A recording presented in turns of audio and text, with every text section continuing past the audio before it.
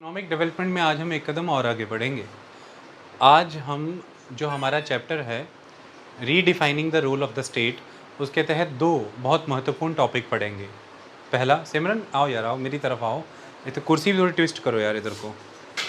हाँ, तो आज का पहला हमारा टॉपिक है the experience of market socialism in China. The very beautiful topic, market socialism का एक्सपीरियंस चाइना का। और दूसरा, redefining the role of Indian state. आज के मौजूदा समय में भारतीय राज्य की क्या नीति होनी चाहिए अर्थव्यवस्था को लेकर के, ये उसकी बात करता है। और पहले वाला, चाइना ने जो मार्केट से जुड़ा हुआ समाजवाद अपनाया, उसके अनुभव को आपके साथ साझा करता है। आओ हम दोनों अनुभवों को समझें, ठीक है। देखिए, मार्केट सोशलिज्म का जो कॉन्सेप्ट था, ठीक है, मार्केट सोशलिज्म का कॉन्सेप्ट जिन प्रोफेसर ने दिया उनका नाम था ऑस्कर लैंगे। ओके, ये कौन थे? ये एक पोलैंड के प्रोफेसर थे। ये इनका विचार था। और कब दे दिया इन्होंने? 1940s में। लेकिन पोलैंड ने उस समय से फॉलो नहीं किया। इन्होंने ये विचार वहाँ क्यों दिया होगा? तो आओ पोलैंड को समझें। देखो, ये यूरोप है अगर, तो पोलैंड ईस्टर्न यूरोप का हिस्सा था और ईस्टर्न यूरोप पे रशिया का प्रभाव था। और रशिया जन्मभूमि है किस कॉन्सेप्ट, जन्मभूमि कह रहा हूँ, रशिया धरती का पहला वो स्टेट है, वो देश है जिसने स्टेट सोशलिज्म डिक्लेयर किया। तो रशिया माने सोशलिज्म, तो इसलिए पोलैंड की सरकारें भी किसके प्रभाव में थी? सोशलिज्म के प्रभाव में थी। लेकिन तब इन मिस्टर ऑस्कर ने प्रपोज किया मार्केट सोशलिज्म। सोशलिज्म के आगे एक वर्ड जुड़ा, मार्केट सोशलिज्म। तो पोलैंड ने तो फॉलो नहीं किया, लेकिन एक समय आने के बाद चाइना ने इसे फॉलो किया। किसने फॉलो किया? चाइना ने इसे फॉलो किया। आइए समझते हैं कि चाइना ने क्या फॉलो किया और ये क्या है सही मायने में। देखिए, मार्केट सोशलिज्म का मतलब ये होता है कि जो लार्जर इकोनॉमिक सिस्टम रहेगा, लार्जर इकोनॉमिक फ्रेमवर्क या सिस्टम आप कह लीजिए, वो सोशलिस्ट ही रहेगा, लेकिन उसके बीच में एक स्पेस और स्कोप दिया जाएगा बाजार को, मार्केट को भी स्पेस देंगे। मतलब ओवरऑल बाय एंड लार्ज जो इकोनॉमी को कंट्रोल करेगा वो तो सोशलिज्म का विचार ही होगा, स्टेट। लेकिन बहुत से एरियाज ओपन किए जाएंगे और मार्केट को अपॉर्चुनिटी दी जाएगी, मार्केट एंटर होगी। मतलब इकोनॉमी पे एक कंट्रोल अब मार्केट का भी होगा। जो लीडिंग प्लेयर होगा वो यहाँ पर अभी भी स्टेट ही होगा, सोशलिज्म ही होगा। इतनी बात क्लियर हुई? मतलब मार्केट की एंट्री कराना। अब सीधे भाषा में से समझिए कि चाइना, जो कि खुद एक कम्युनिस्ट कंट्री है, जो विचार सोशलिज्म से पैदा होता है, उसने मार्केट की एंट्री करवाई। तो it was a gradual entry of the private player और the market player into the communist socialist economy of the China. इतनी क्लियर बात? तो धीरे धीरे करके एंट्री होगी। बस यही है मार्केट सोशलिज्म। सोशलिज्म अपन को रखना है, उसके आगे जोड़ दिया अपन ने मार्केट, कि मार्केट भी आने दो, सेलेक्टेड एरियाज़ में आने दो। सेलेक्टेड एरियाज़ माने selected sectors, selected regions, selected format के साथ। तो हम कॉशियस हैं इस समय मार्केट को लेकर के, हम बहुत से परहेज़ रख रहे हैं, लेकिन फिर भी मार्केट को ले रहे हैं, मार्केट नाम की दवा पी रहे हैं। मतलब ये बिल्कुल ऐसा है कि एक व्यक्ति पूरी तरह से या तो एलोपैथिक मेडिसिन लेता है या हर्बल आयुर्वेदिक मेडिसिन लेता है, दोनों में से जो लेता है पूरी तरह से वो लेता है, उसमें उसने अब थोड़ा सा स्कोप किसी भी दूसरी मेडिसिन का रखा। अगर वो आयुर्वेदिक हर्बल लेता है तो उसने थोड़ी सी डोज ऐड करी है इंग्लिश की, यानी कि एलोपैथिक मेडिसिन की, और अगर वो एलोपैथिक या इंग्लिश मेडिसिन ही लेता है पूरी तरह, तो थोड़ी सी डोज ऐड कर दी उसने आयुर्वेदिक की। मतलब सुबह दोपहर शाम 2-2 गोलियों की अंग्रेजी डोज, बस रात को हल्का सा च्यवनप्राश ऐड कर लिया। तो बाय एंड लार्ज उसका जो मेडिसिन रिजिम है वो तो हर्बल ही है, लेकिन एंट्री हो चुकी है, सॉरी, बाय एंड लार्ज जो उसका रिजिम है मेडिसिन का वो इंग्लिश ही है, एलोपैथिक, लेकिन एंट्री हो चुकी है जड़ी बूटियों की, यानी कि च्यवनप्राश की। तो कब ऐड किया? एक तो रात को, और ऐड क्या किया है? बहुत ही कम अमाउंट में। फिर धीरे धीरे धीरे धीरे सुबह सुबह काढ़ा भी ऐड कर लिया। पहले रात को च्यवनप्राश, फिर सुबह काढ़ा, और फिर दिन के समय में इम्यूनिटी से जुड़ी हुई हर्ब्स, ग्रीन टी जैसी चीज़ें। तो च्यवनप्राश, काढ़ा, ग्रीन टी, यानी कि by and large English medicine regime follow करते हुए हल्का हल्का आयुर्वेदिक प्रवेश हो रहा है। और एक समय में ऐसा हो सकता है कि आपकी पूरी अंग्रेजी दवाई छूट जाए, चाहों दिशाओं में ही आयुर्वेदिक हो। ओके, क्लियर कहानी? तो ऐसे ही सोशलिज्म है, जो एक लार्जर इकोनॉमिक फ्रेमवर्क है वो सोशलिस्ट ही है, लेकिन मार्केट को एंट्री मिल गई है, मार्केट भी काम करेगा, private player will also work. Clear हुई कहानी? तो that is market socialism. Market socialism word स्पष्ट हुआ? कोई टेंशन तो नहीं? So it is not complete capitalism, it is, you cannot say the complete socialism. Yes, it is a socialism, but with few sectors or areas or regions with the market controlled economy. Clear हुई कहानी? State अभी पूरा नहीं हटा पीछे। इसके अलावा एक केस है कि हमने ये वर्ड मार्केट सोशलिज्म का यूज़ किया, इसके अलावा एक चीज़ ये है, वो क्या? अधिकतर जो यूरोप के ये ईस्टर्न कंट्रीज़ हुआ करते थे, जो रशिया की विसिनिटी में हैं, इन्होंने जब यूएसएसआर डिसइंटीग्रेट हुआ 1991 में, union of Soviet socialist Republic, जिसका सबसे बड़ा जो सोवियत मेंबर था वो रशिया इन इटसेल्फ था, रशिया सबसे बड़ा मेंबर था इस यूएसएसआर का। तो ऐसे में 1991 में जब यूएसएसआर टूट गया, तो इस यूएसएसआर के द्वारा फॉलो हो रही सोशलिज्म के सिद्धांत को इन यूरोप के ईस्टर्न यूरोपियन मुल्कों ने भी त्याग दिया। तो क्या हुआ? रातों रात यकदम 31 दिसंबर 1991 को जब यूएसएसआर डिसइंटीग्रेट हुआ, तो आप रातों रात का मतलब इकॉनमी में होता है बस चंद दिन, महीने, साल ही बस, तो तुरंत आपने शिफ्ट किया है सोशलिस्ट से कैपिटलिस्ट बेस्ड इकॉनमी में। तो you are changing your system of economy from socialist to capitalist. इसको कहते हैं radical change. It is a radical change, मतलब बड़े स्केल का बड़े कम समय में। रेडिकल माने बहुत बड़ा बड़े कम समय में, मतलब संपूर्ण परिवर्तन, दैट इज़ रेडिकल। ओके, तो ये रेडिकल चीज़ है। लेकिन चाइना का मार्केट सोशलिज्म इससे बहुत अलग है। वहाँ पर तो क्या था कि इसके इधर सोशलिज्म है, इधर होते ही कैपिटलिज्म, लेकिन यहाँ ऐसा नहीं है। By and large economy socialist है, सोशलिज्म है, लेकिन उसमें छींटे डाल दिए गए कैपिटलिज्म के। धीरे धीरे वो ग्रोथ कर जाएंगे, फैल जाएंगे, अपनी जगह बना लेंगे, और जितना वो फैलेंगे बाय लॉजिक सोशलिज्म का दायरा उतना घटता चला जाएगा। ऐसी बात कहानी समझ में आई? तो इन ईस्टर्न यूरोपियन कंट्री से चाइना का केस फिर अलग हुआ ना। उसने मार्केट को एंट्री कैसे दी? ग्रेजुअल, रेडिकल और ग्रेजुअल। उसने मार्केट को हर सेक्टर में एंट्री दी नहीं, बहुत ही लिमिटेड। उसने स्टेट की सपोर्ट पूरी वापस ले ली जैसे ईस्टर्न यूरोपियन कंट्रीज़ ने ली नहीं। एक certain level of support state अभी भी अपने सिटीजन्स को देता रहा, तो एक सर्टेन लेवल ऑफ सपोर्ट बनी रही। हर सेक्टर में प्राइवेट प्लेयर को नहीं आने दिया, हर रीजन पे नहीं आने दिया। जो भी होगा ग्रेजुअल होगा, धीरे धीरे होगा, लिमिटेड एंट्री कहते हैं इसको अपन। तो सोशलिज्म ही होगा, लेकिन मार्केट का रंग भी दिखेगा। मार्केट सोशलिज्म कॉन्सेप्ट अपनाया। बढ़ाएं कहानी आगे कि चाइना को कैसे एक्सपीरियंसेस हुए इस मार्केट सोशलिज्म से। चाइना चाहता तो था कि नई इनोवेशंस हों, बड़े बड़े दुनिया भर के घरानों का इन्वेस्टमेंट हो, अच्छी रिसर्च एंड डेवलपमेंट का इंफ्रास्ट्रक्चर क्रिएट हो, जिसकी वजह से चाइना ग्लोबल लेवल पर एक लीडिंग इकोनॉमी के रूप में उभरे। एक तो इच्छा ये थी।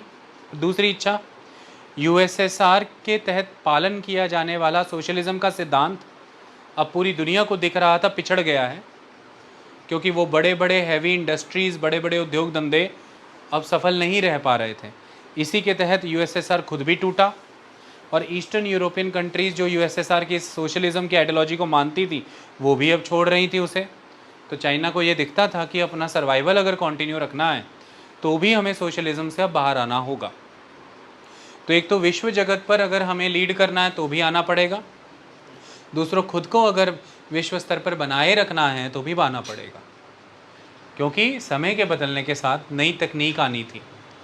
टेक्नोलॉजी में रेवोल्यूशंस आते हैं, वो रेवोल्यूशंस नए तरह के टैलेंट की डिमांड करती है, नए स्किल्स की डिमांड करती है, नई तरह की फंडिंग होती है, इन्वेस्टमेंट नया होता है। और ये सब नई चीज़ें तब हो सकती हैं जब आप नए लोगों को नए अवसर दें। और मार्केट में ऐसा माना जाता है ये ताकत होती है। मार्केट अपने साथ कंपटीशन लाती है, और जब कंपटीशन आता है तो फिर नेचुरली एफिशिएंसी अर्न करनी ही पड़ती है। तो मार्केट अपने साथ कंपटीशन लाती है और कंपटीशन इनोवेशन लेके आता है, क्योंकि कंपटीशन है तो वेस्टेज रोकनी पड़ेगी, नहीं तो मुनाफा नहीं आएगा। कंपटीशन है तो क्वालिटी मेंटेन करनी पड़ेगी, वरना मुनाफा नहीं आएगा। और कंपटीशन है अगर तो प्रोडक्ट में इनोवेशंस, चाहे अगर कोई जो जौहरी है, ज्वेलर है, वो डिज़ाइंस पहले बना भी रहा है, उसे प्रोडक्ट इनोवेशन करनी पड़ेगी कि सोने के प्राइस स्काई रॉकेटिंग हैं, ऐसे में ग्राहक अब वो भारी भरकम ज्वेलरी प्रेफर नहीं कर पाएंगे, द मास कस्टमर। तो हमें क्या करना है, हमें वेट कम करके गोल्ड ज्वेलरी का अपीयरेंस और अपील ऐसी बनानी है कि वो सेटिस्फाई हो पाए डिज़ाइनिंग से। आई बात समझ में? तो ये सब इनोवेशंस लाने पड़ते हैं टाइम टू टाइम, तब आपका प्रोडक्ट मार्केट में बना रहता है। तो वेस्टेज को रोकना, इनोवेशंस को लाना, रिसर्च की फील्ड में नए काम करते रहना, नई मशीन्स, नई टेक्नोलॉजी, नए स्किल्ड पूल्स, ये सब चीज़ें आपको बाज़ार में बनाए रखती हैं, और बाज़ार इन चीज़ों को बनाता है। बाज़ार प्रतिस्पर्धा को लाता है, कंपटीशन को, और कंपटीशन ही इन सब इनोवेशंस को लाती है, ऐसा माना जाता है। और इनोवेशन ही के दम पर आप बचे रह सकते हैं, इनोवेशन ही आपको बचाता है। आज अगर भारत में इनोवेशन हुई तो उसका सीधा नतीजा है कि बेअंत पैमाने पर आज हमारे यहाँ सॉफ्टवेयर इंजीनियर्स कॉलेज से निकलते हैं, और उसी का नतीजा है कि हम दुनिया भर में बदले कम्युनिकेशन के ज़रियों में, जिनमें कि इंटरनेट और इंफॉर्मेशन टेक्नोलॉजी की भूमिका है, उस मार्केट को हम केटर कर पाएँ। हमारे यूथ और हमारी सॉफ्टवेयर कंपनीज़ उस मार्केट को आज केटर इसलिए कर रही हैं क्योंकि समय रहते देश ने नीतियां बदली, स्कूल्स में कंप्यूटर लगाए गए, छोटे से बड़े हर स्कूल में कंप्यूटर थे, कंप्यूटर का पीरियड बनाया गया, हमारी पॉलिसी में गवर्नमेंट ने चेंजेस लाए और कंप्यूटर सब्जेक्ट को कंपलसरी रखा गया, उस सब्जेक्ट को मैंडेटरी कर दिया गया 3rd 4th 5th class onward. और जैसे जैसे वो कंप्यूटर हमारे बिहेवियरल सिस्टम का पार्ट बना, फ्लॉपी क्या होती है, डिस्क क्या होता है, यूपीएस क्या होता है, सीपीयू क्या होता है, हम इस चीज़ से एक्वेंट होने लगे। धीरे धीरे हमें समझने आने लगा लैंग्वेजेस क्या होती हैं। तो हमारे देश में युवा तेज़ी से वेस्ट में हो रही इनोवेशंस को अडॉप्ट करता गया, तेज़ी से अडॉप्ट करता गया। जो भी लैंग्वेजेस आई यहाँ के युवा ने बहुत तीव्र गति से सीखी, और यहाँ पर एक तगड़ा हार्डवेयर का बिजनेस पहले खड़ा हुआ और फिर सॉफ्टवेयर का। एक समय ऐसा था जब भारत में घर घर में कंप्यूटर असेंबल होते थे हार्डवेयर का। उसका कारण था बाल्यावस्था में ही हमारे स्कूलों में हमें कंप्यूटर हार्डवेयर से एक्वेंट कराना कि this is your central processing system, this is your UPS, this is your monitor, ये माउस है, ये केबल है, ये कीबोर्ड है, ये स्टिक है, ये सब कुछ आप इससे एक्वेंटेड थे।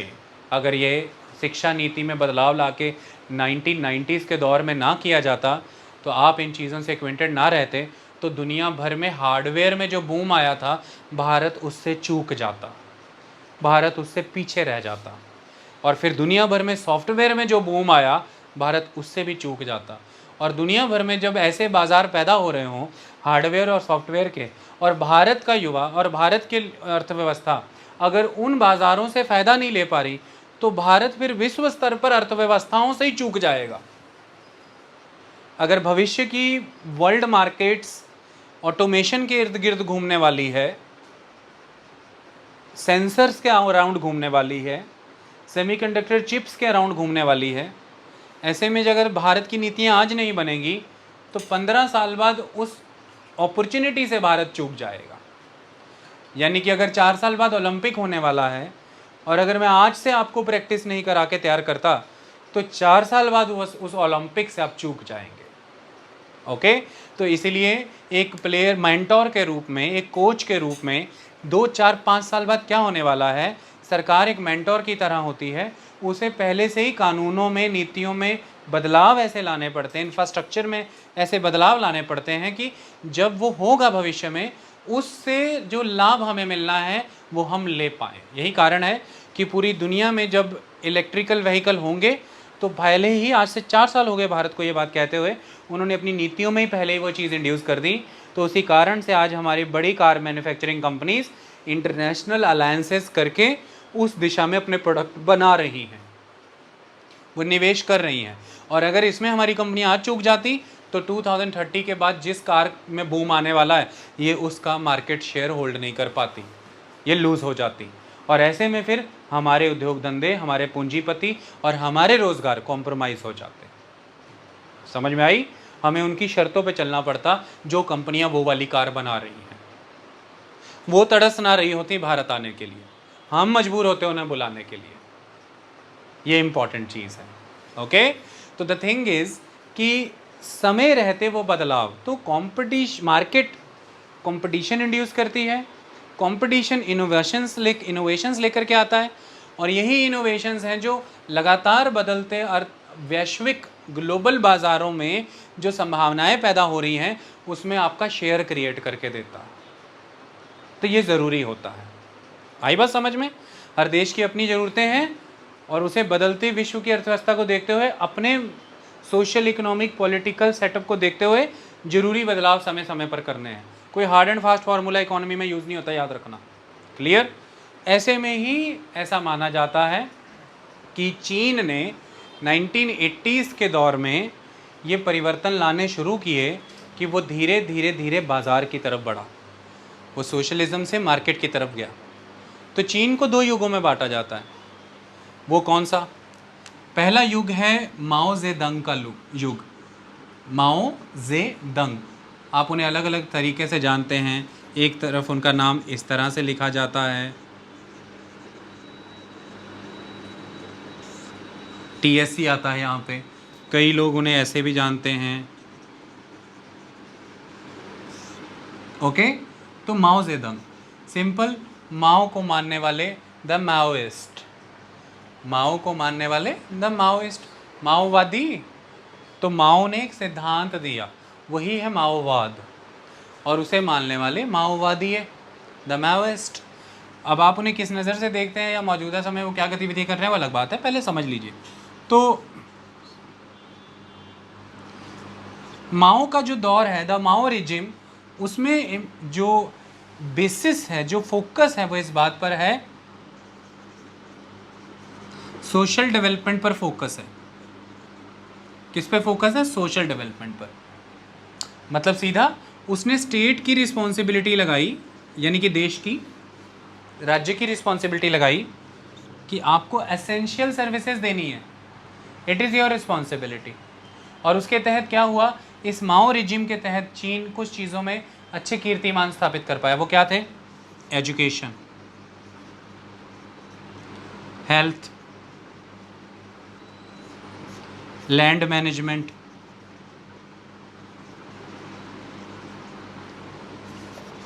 Social development. तो इन क्षेत्रों में इन्वेस्ट किया गया सरकार के द्वारा, इसलिए समाज ओवरऑल एक विकास में खड़ा था, सामाजिक विकास कहते हैं उसको। हेल्थ अच्छी थी, एजुकेशन अच्छी थी, इंफ्रास्ट्रक्चर पे भी निवेश हुआ था, और बेटर लैंड मैनेजमेंट प्रैक्टिसेस थी। कम्युनिटी सिस्टम चलाया था इन्होंने, कम्युनिटी लैंड सिस्टम था। तो रूरल सोसाइटी को ऑर्गेनाइज कर दिया था, जोड़ दिया था पूरा सोसाइटी। जैसे ऐसा होता है, ध्यान से समझो, माओ के समय का गांव कैसा है कि देखिए ये गांव है, इमेजिन कीजिए। अब इस गांव में जितनी भी भूमि है, सपोज कीजिए, अब इसमें हो सकता है कि एक व्यक्ति ये है, दूसरा, तीसरा, चौथा, पांचवा, अब आप इसे गांव के कॉन्सेप्ट के रूप में ना उठा करके व्यक्ति के कॉन्सेप्ट में उठाइए, तो जिस व्यक्ति के पास जितनी ज़मीन है वो उतना धनवान है, और जिसके पास नहीं है वो नहीं है। लेकिन आप इसे अगर पूरे विलेज के कॉन्सेप्ट में देखते हैं और इन सभी को इस ज़मीन का कॉमन ओनर मानते हैं, प्रोपराइटर मानते हैं, सपोज कीजिए द कम्युनिटी ओनरशिप, तो उसके तहत क्या होगा कि जिसके पास कोई ज़मीन है भी नहीं या जिसके पास किसी तरह का रिसोर्स नहीं है, वो भी इस कॉमन रिसोर्स से बेनिफिट उठा सकता है अपनी लेबर प्रोवाइड करके, अपना कंट्रीब्यूशन प्रोवाइड करके। मतलब इस तरह से community system wise organised rural areas में, विलेजेस में सोसाइटी इतनी स्ट्रांगली आपस में कनेक्टेड थी कि कोई भी आदमी भूखा नहीं मरेगा, ऐसा प्रबंध था। आई बात समझ में? इसे कहते हैं कि रूरल डिसइंटीग्रेशन था नहीं, सामाजिक संबंध अभी टूटे नहीं थे। मतलब every individual is associated with it society also. Individual समाज से जुड़ा था, इंडिविजुअल की ज़रूरतें समाज पूरी करता था, और समाज को नर्चर करने में इंडिविजुअल अपना कंट्रीब्यूशन देता था, क्योंकि यही समाज इन संसाधनों का मालिक है। तो सोसाइटी यानी कि कम्युनिटी, तो एग्जैक्टली जो सोशलिज्म रशिया ने फॉलो किया है वो माओ वाला सोशलिज्म, और उसका नाम कम्युनिज्म ही इसलिए है क्योंकि कम्युनिज्म वर्ड का जन्म कम्युनिटी से होता है। कम्युनिज्म का जन्म किस वर्ड से होता है? कम्युनिटी वर्ड से। तो लैंड कम्युनिटी को बिलोंग करेगा, इंडस्ट्री, फैक्ट्री, प्रोडक्शन किसको बिलोंग करेगी? कम्युनिटी को। इवन माओ तो यहाँ तक चले गए थे कि उन्होंने हर घर को ये कहा कि मैं क्या चाहता हूँ, हम दुनिया में लीडर बन जाएं, वर्ल्ड लीडर, स्टील प्रोडक्शन में, आयरन प्रोडक्शन में, हर चीज़ में। तो मैं चाहता हूँ हर घर के आगे खेत हैं, हम खेत जोतेंगे, और हर घर के पीछे मैं फर्नेस चाहता हूँ, हर घर के पीछे भट्टी होनी चाहिए, जितना लोहा मिलता है, जो मिलता है सब गलाओ, डालो और माल बनाओ, और सारे सबको एकत्रित करेंगे, सबका एकत्रित माल हम दुनिया में बेचेंगे। तो इसे बैकयार्ड फर्नेस पीरियड कहते हैं। क्या कहते हैं? The backyard furnace period of China. मतलब उद्योग हो या खेती हो, सब सामूहिक करो, कम्युनिटी करो, समुदाय इसे मैनेज करें। तो ऐसे में इंडिविजुअल स्ट्रांगली सोसाइटी से, कम्युनिटी से जुड़ जाता है, और ऐसे में भूखों मरने की नौबत नहीं आती, क्योंकि आप कुछ उतना कर पा रहे हैं कि नहीं, आप में उतने स्किल्ड है कि नहीं, आप में उतना टैलेंट है कि नहीं, फिर भी कम्युनिटी ने डेवलप कर ली है, प्रोडक्शन कर ली है, आपके कंट्रीब्यूशन मुतल्लक आपको एक शेयर मिल ही जाना है। लेकिन जब मार्केट आती है, जब कैपिटलिज्म आती है, तो अगर तो कोई रिसोर्स बेस आपके पास है तो अपना प्रोड्यूस कर लोगे, मतलब अपने लायक जीवन भोजन के लिए पैसा कमा लोगे। लेकिन मान लो भगवान ना करे शिक्षा भी नहीं है, ऊपर से स्किल्स भी नहीं है, और ऊपर से कोई रिसोर्स बेस भी नहीं है, ज़मीन का टुकड़ा उकड़ा, घर गुर कुछ नहीं है, तो कम्युनिटी तो भीख के सिवा कुछ नहीं देगी, और भीख मिलती है सिर्फ 1-2 दिन। तो मार्केट के बारे में ऐसा कहा जाता है कि मार्केट जो होती, कैपिटलिज्म जो होती है, वो इंडिविजुअल और सोसाइटी के बीच के रिलेशंस को स्नैप कर लेती है, ले लेती है। लेकिन वहीं जो कम्युनिज्म चाइना ने पैदा किया था वो इसके विपरीत जाता है, वो इंडिविजुअल का सोसाइटी संबंध और मजबूत करता है। इंडिविजुअल आइडेंटिटी रह ही नहीं जाती, जो आइडेंटिटी रह जाती है वो कम्युनिटी की ही रह जाती है। वही कहानी, प्राइवेट प्रॉपर्टी रहेगी ही नहीं, इंडिविजुअल प्रॉपर्टी होगी नहीं, डिग्निटी कम्युनिटी की, प्रोडक्शन कम्युनिटी करे। तो लंगर किचन, मतलब लंगर कह रहा हूँ, कम्युनिटी किचन्स होती थी। खाना कहाँ बनता था? कम्युनिटी किचन्स में, सबको एक समान, नीचे टाट पे बैठो सारे एक समान। तो इससे ऐसा कहा जाता है कि एकता की भावना फॉर्ज की जाती है, समानता की भावना पैदा की जाती है, ऊंच नीच की भावना खत्म की जाती है, एक इक्वेलिटी सी लाई जाती है, और जो भी सब सेवा मिलेगी सरकार की पूरे गांव को मिलेगी, और पूरा गांव ही लाभान्वित होगा, मतलब प्रत्येक व्यक्ति लाभान्वित होगा। तो सरकार भी कम्युनिटी डेवलपमेंट प्रोग्राम चलाती है, इंडिविजुअल की बात ही नहीं होती, जो होगा कम्युनिटी का होगा। तो कम्युनिटी कल्चर डोमिनेट कर जाता है पॉलिटिक्स में भी, सोसाइटी में भी, इकोनॉमी में भी। पॉलिटिक्स, सोसाइटी, इकोनॉमी, कम्युनिज्म हो जाता है। जो आदमी समाज को नुकसान कर, मतलब जो भी आदमी इसके विरोध बोल रहा है कि ये क्या है कंबाइंड एग्रीकल्चर, ये क्या है बैकयार्ड वर्नेसेस, मेरे में टैलेंट इतना है, मेरे में स्किल्स इतने, मैं इतना कर सकता हूँ, मैं इतना आगे निकल सकता हूँ, मैं इसमें बंध के नहीं रहना चाहता, तो वहाँ पर सरकारी नुमाइंदे आते हैं, स्टेट आता है और कम्युनिटी को ये कहता है कि मुझे आज बताओ, मुझे ऑथोराइज़ करो, कम्युनिटी बड़ी है ये बड़ा, मैं कम्युनिटी प्रोटेक्ट करूँ इसको, तो सारे ऑर्डर करते हैं कम्युनिटी कम्युनिटी कम्युनिटी, तो वो इसको फिर सेट कर देते हैं। क्या कर देते हैं? तेरे पुर्जे सेट कर देंगे। सुना है ना दंगल में ये गाना? ओके, तो इसको सेट कर देते हैं। इसकी अनुमति स्टेट को कौन दी है? जनता नहीं दी है, ऐसे हाथ उठा उठा करके। वो जनता को पूछते हैं समुदाय बड़ा कि ये समुदाय बोले तो पूरा समाज बोले तो पूरा चीन बोले तो पूरा देश, माने पूरा चीनी राज्य। सो स्टेट इस मैनर में वर्क करने लगता है कि नोबडी इज अबव